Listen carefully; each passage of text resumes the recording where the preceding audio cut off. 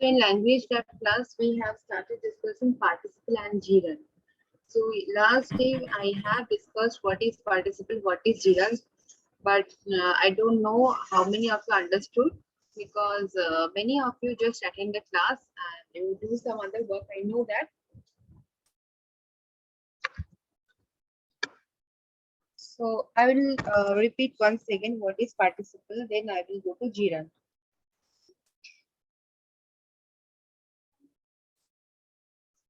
Just a second.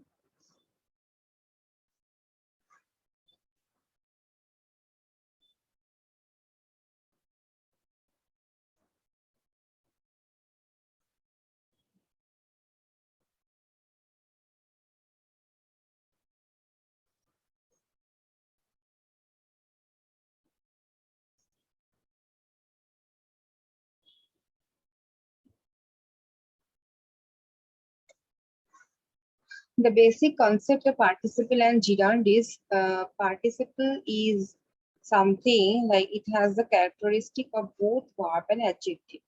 So we are adding ing with the verb, otherwise we add ed or t like the past tense, past participle form. So English verb, uh, verbal form, but has the function of an adjective, and at the same time it shows verbal features as tense and voice and capacity to take an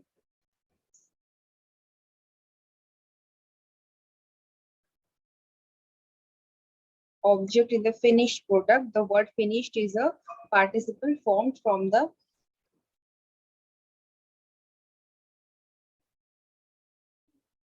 verb finish. So what I said that participle acts on adjective. So if you see this phrase finished product, here finished, the word is formed from the verb finish. So we have added ed because the participle form of the verb finish is finished. So finished product, here finished indicates that the quality of product, that's why it is acting as the adjective. So participle acts both as verb and adjective. Okay. Now what is gerund? Gerund acts as the noun. The main difference between participle and gerund is participle acts as verb and adjective and gerund acts as noun.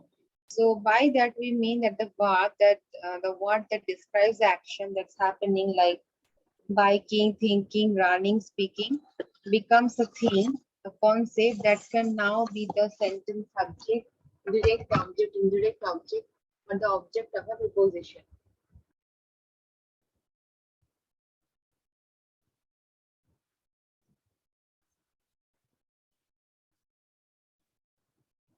So it doesn't stop being a verb, but the role it plays in sentence shifts from describing the action to being a focal point. So here are two examples like as a food blogger, eating is an involved production for social media. Here you can see, here the if I ask you what is the verb, maybe some of you will tell eating, but that's totally wrong. Eat is the verb, we have added ing with that, and eating is the subject here and it is acting as a noun subject. So eating is the subject here and it is called gerund and is the verb. So eating is an gerund. Now in the next sentence you can see Fazal turned off his phone and shut the door so he could focus on studying. So here studying is not the subject, it is an object. But here also if I ask you what is the verb, verb is turned off. And with study, with the verb we have added ing. That's why it has turned into studying and that is called gerund. Okay, so this is the difference between verb and gerund. So the gerund is eating, here it is one subject, and here this is gerund studying, this is object. Now the verb, what is the verb here? Turned off is the verb, that is phrasal verb, and here the verb is. So is it clear to you? And another thing is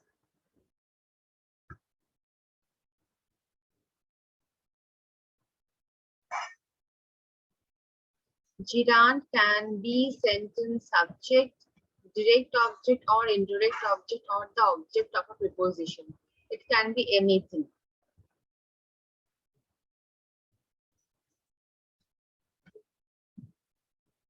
Now, we also discussed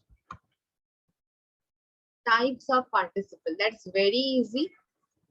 So, past participle is something like when we are adding ed with the verb, sometimes t. The form is totally changing. Generally, we add d or ed with the past tense, but with the irregular verbs, the form totally changes. That's why this rule cannot follow a particular rule. You have to like understand what are the regular verbs, what are the irregular verbs, and it requires practice. Practice only makes you perfect. That it also like enables you to understand what are the regular and irregular verbs. So right off the bat, past participles is pretty tricky. So sometimes there are exceptions in regular verbs also, and irregular verbs don't follow the rule. So what are the examples?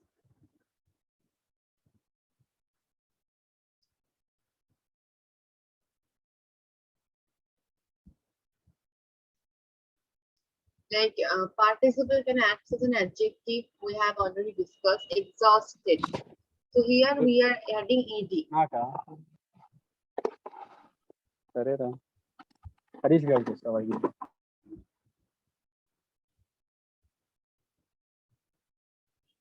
Now disgusted. Here also we are adding ed. Okay.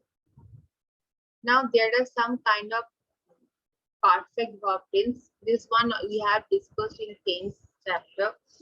So present perfect tense, what you have to do in present perfect tense? In present perfect tense, we know we have to use has or have verb plus the past participle form. So past perfect tense, it will be had verb. Future perfect tense, it will be will have. So see present perfect tense, she has, it will be she has jumped over the fence. Past perfect tense, she had jumped.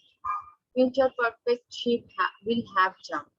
Now for present perfect continuous, has plus have plus been plus ing. So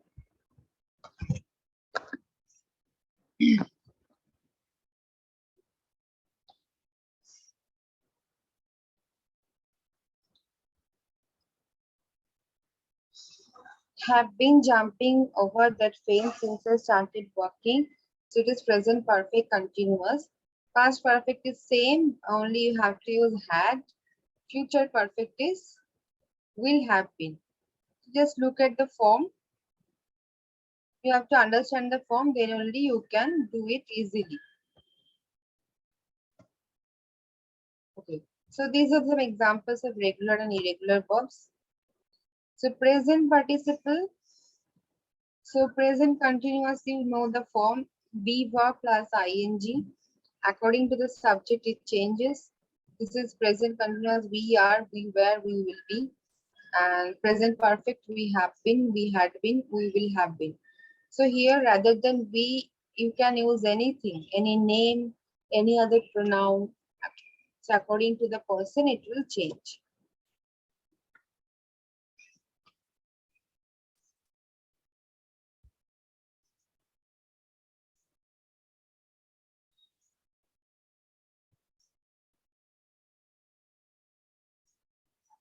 So present participle examples, you can see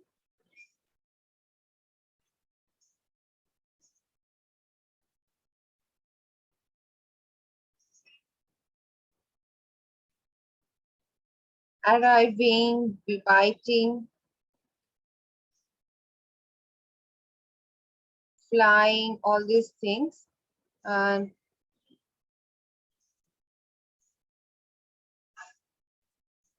there is a term also, perfect participle. So what is perfect participle? The term perfect participle doesn't refer to unique or third type of participle, but a grammatical phrase formed by combining the word having with the past participle. So perfect participles are used to indicate that one event happened before another, like having studied birds for years. So here we are adding ing with the word verb. Having finished. Perfect participle examples, uh, having asked, having broken, this thing. You know what is participle phrase? Participle phrase, also known as a participial phrase, is an adjectival phrase that includes participle and other parts of speech like adverbs and prepositional phrase, like wearing a red cowboy hat, slathered in ketchup and mustard.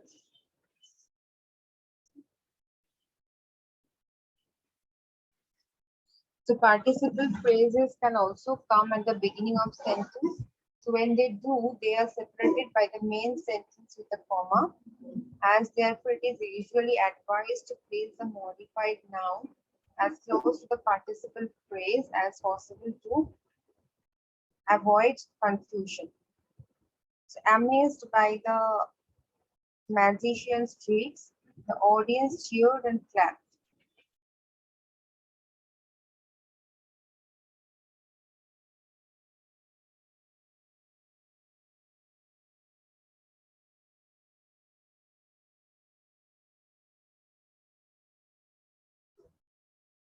Mumbling to himself, Dave walked past me without saying hello. So these are called participle phrases.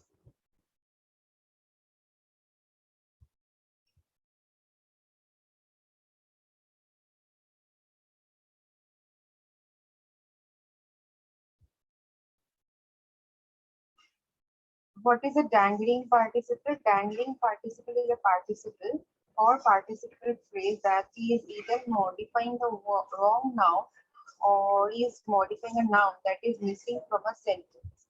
So dangling participles are a common mistake that can be avoided by placing a noun as close as possible to the participle, like soaping with speed and precision. The grasshopper was snatched by the hawk. Tired of the jester's irritating jokes. So the participle phrase is modifying a word that is missing from the sentence. So it is important to review a sentence carefully to make sure you don't accidentally create a dangling participle.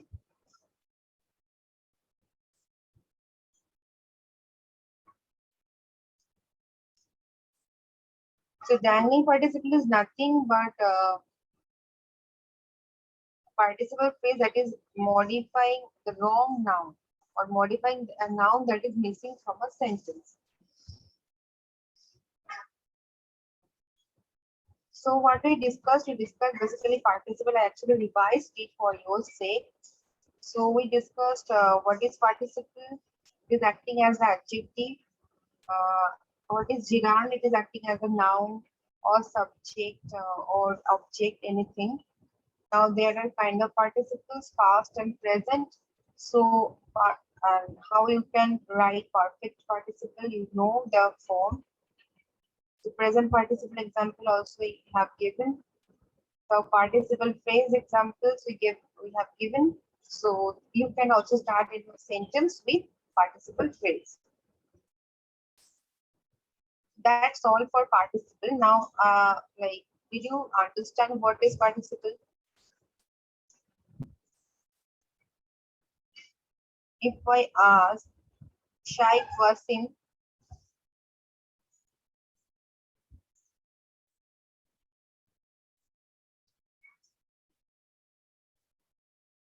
Rammohan,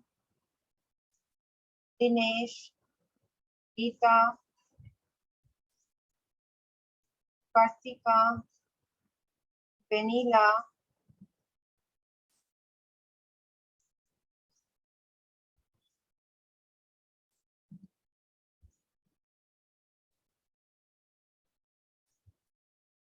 did you understand? Please respond.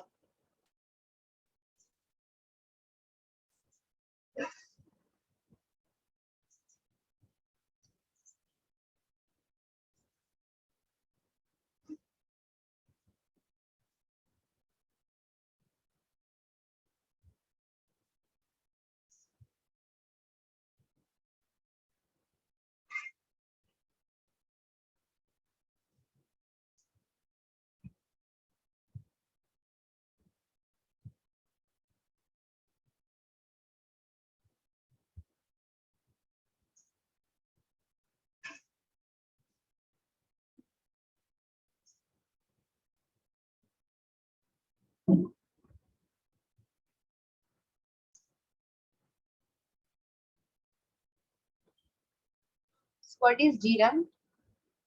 How do gerunds function? Just like nouns and noun phrases, gerunds and gerund phrases can be used in several different ways in a sentence. So in general, there are four different ways we use gerunds, like subjects, subject complement, direct object, and objects of preposition.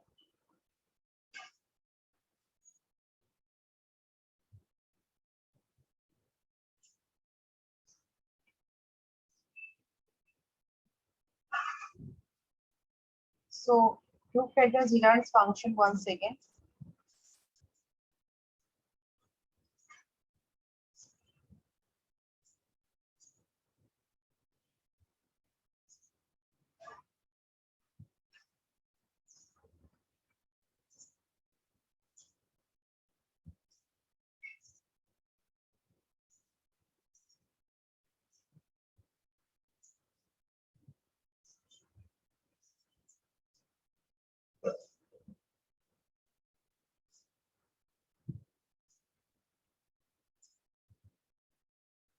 Just like nouns and noun phrases, gerunds and gerund phrases also used in several different ways like subject, subject complement, direct object, objects of preposition, etc.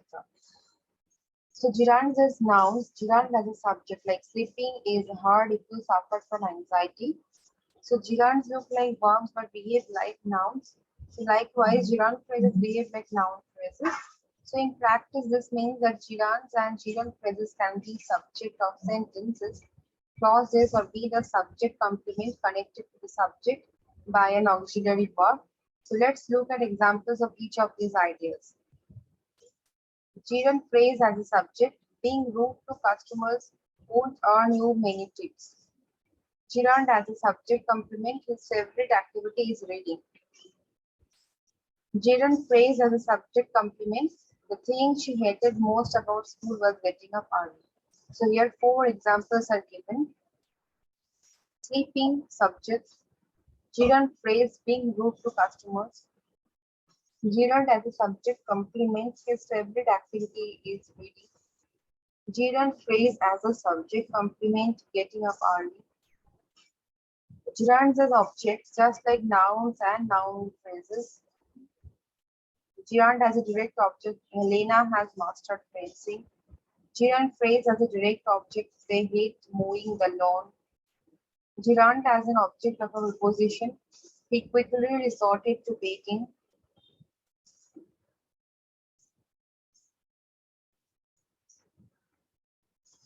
Gerund phrase as an object of a preposition, holidays are perfect for visiting family. Now gerund versus participle phrase. Gerunds have the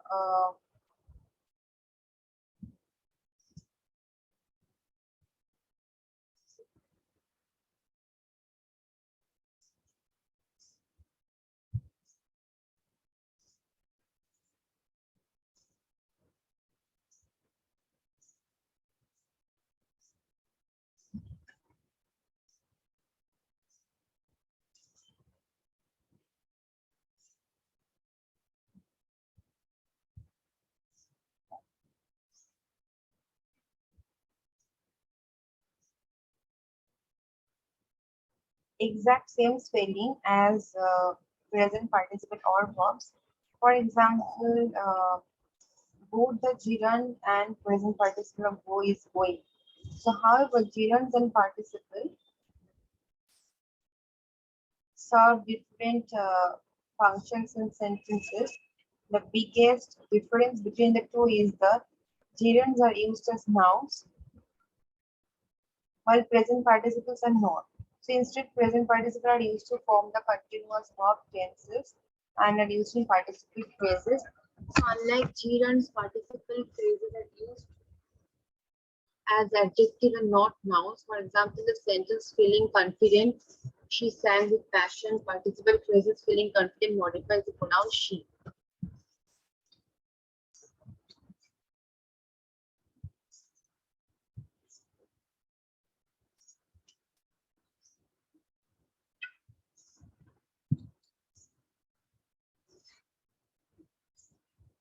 Let's look at few more sentences. Snowboarding seems pretty dangerous. So here snowboarding is a gerund. We were surfing all day yesterday. So this is verb. Staring blankly at his test. Staring blankly at his test.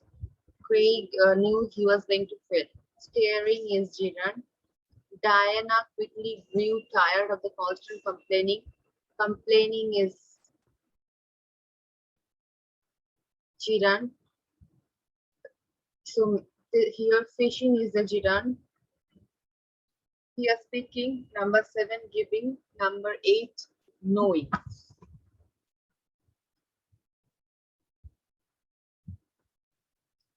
So here you can see snowboarding is the gerund here and seems is the verb. Snowboarding is the subject. Now surfing is a verb. It's not a gerund. You have to understand. Again, staring is gerund. It is again subject. Now complaining is gerund. Fishing is gerund. Speaking is gerund. Giving is gerund. Knowing is gerund.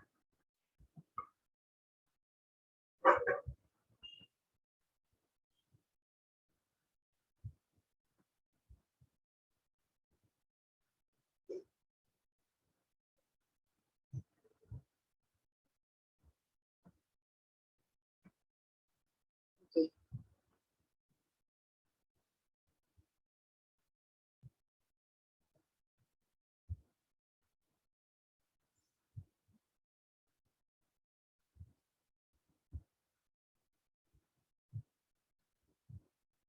So these are gerunds. So did you understand what is gerund and how it is acting?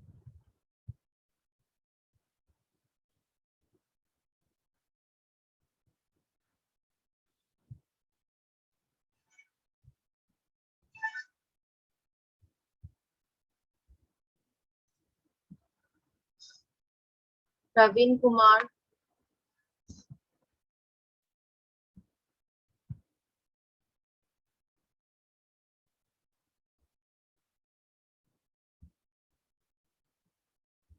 no problem. Thank you for your attention. We'll conclude the session here.